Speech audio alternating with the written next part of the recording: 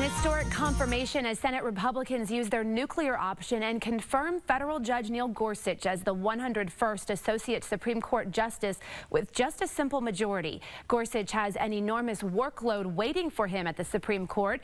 After being sworn in tomorrow, he'll take part in the next round of arguments, which start on the 17th.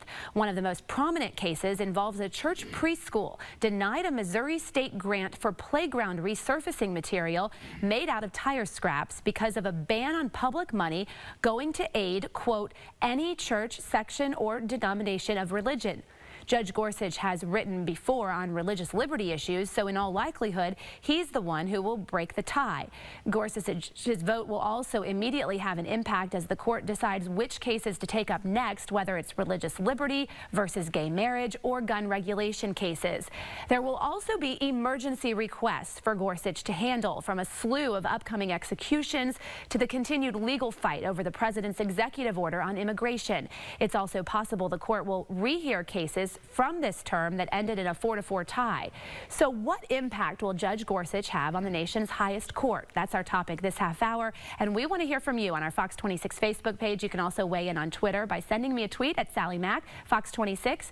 Joining us now, our panel led by our senior legal analyst Chris Tridico, Democratic media consultant Mustafa Tamiz, and Republican strategist and public policy analyst Jackie Bally. Good morning. Good morning. So what impact will he have? You know, he's not going to have the greatest impact that people are suggesting, because he's replacing Justice Antonin Scalia, and they really are of the same political bend, if you will. And so I don't see a great impact. It's going to be replacing one conservative for another, and there's not going to be a big impact here, Mustafa Tamiz.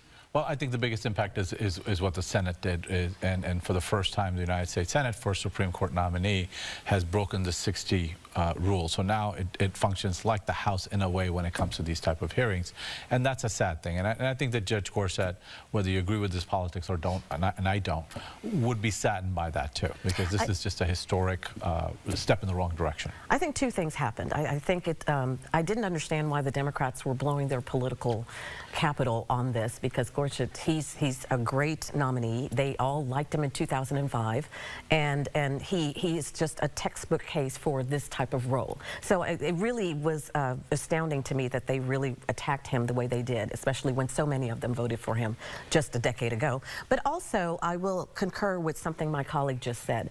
Republicans, we need to be careful, because the same rules that we just made up, when we're not in office, when we're not the majority, the Democrats can use that against us. So I was going to get into this later, but let's just talk about it now. You know, in 1812, Thomas Jefferson wrote rules for the United States Senate, and he cited something written in 1600s about protecting the minority and using those rules and sticking to the rules, and how those rules were intended to make sure the majority didn't roll over the minority. And this partisanship that I think has destroyed the United States Senate is going to hurt the country in the long run. Yeah, look, the House was designed as a place where the majority rules, and so the Senate was the buffer. The Senate was to make sure that if there was a populist movement, that there was some kind of a stopgap, that you had to build consensus, that you had to reach out to the other side.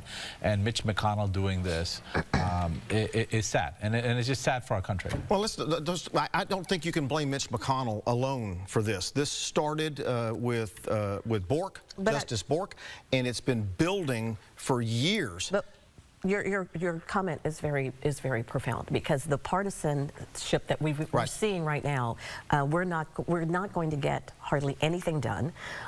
It's always going. It looks like it's going to be our party line no matter what. It is. We as Americans as a whole, we are the ones who are going to be the victims here. Right. Gorsuch is an ideal nominee, and the fact that the Democrats blew so much of their capital on him, especially when all of them, when he had so much bipartisan support in 2005. But bipartisan support, putting someone on a lower court, is vastly different than a Supreme Court nominee. Yes, but we know that this was because the Democrats have a vendetta. They're angry because of what happened with their nominee before I agree. Gorsuch. With Garland. Mayor Garland was also liked by Republicans and Democrats. Right. And he was a centrist candidate. But look, I think this is beyond partisanship. This is not just about that. This is a win at all cost type of politics, and we just can't afford that in this country. We're too big to function that way. All right, let me go to Sally. She's monitoring her social media. All right, we're checking in on Facebook right now. Robert is up watching us. Good morning to you. He says Neil Gorsuch has a job for life. 54-45 with 3 Democrats in support. The guy believes in protecting and defending the Constitution. He says, I wonder what will come in the future, considering the fact he won't be able to hear every innocent man's case. That's just a rule in the justice system, but I pray that the Constitution is what it says it is. So he's a fan, Robert. Well, and the issue, like we're talking about, goes far beyond that. And what's going to happen now, we'll see what happens when somebody else retires or passes away. And that's your point, is you should not have blown this. But the Republicans would have done this on the next one anyway, wouldn't they? The nuclear option I'm talking about. Yes. Again, my point is whenever you have such an ideal candidate like Neil Gorsuch, and then to go the way the Democrats, the intolerable left we now call them, the way they attacked him, the way it just, whenever we do have another conservative nominee who may not have the credentials of Neil Gorsuch, it really just shows us as a country that they're not willing to work with us no matter what we do. Well, that's not fair when you look at what the Republicans did to Merrick Garland last year, is it? Look, the way to identify this type of win-at-all-cost politics is that as soon as somebody says something, someone labels them and says, oh, look at that. That is what's really at the core of the problem that we're facing. It's not just we've had partisanship from the beginning. It is this type of attitude that says, you're on the other side, therefore you're evil and you're bad. In the heart of the Senate was, and the reason you have a 60-vote rule for a lot of these things is that you had to build consensus, and partisanship was above that. Yeah, you have to come with compromise. You have to work with your colleagues, and I do think that with detonating this, and I'm using pun intended, whenever we're not in power, we don't have the numbers. It comes back. We're going to have to look at our own rules. That's going to hurt everybody. You don't want to see this in legislation, because if it happens in legislation, it's big trouble. We got to leave it right there. We'll be back next week, wrapping up the hottest stories of the week. All right, we look forward to that. Thanks so much, guys. Have a great Sunday.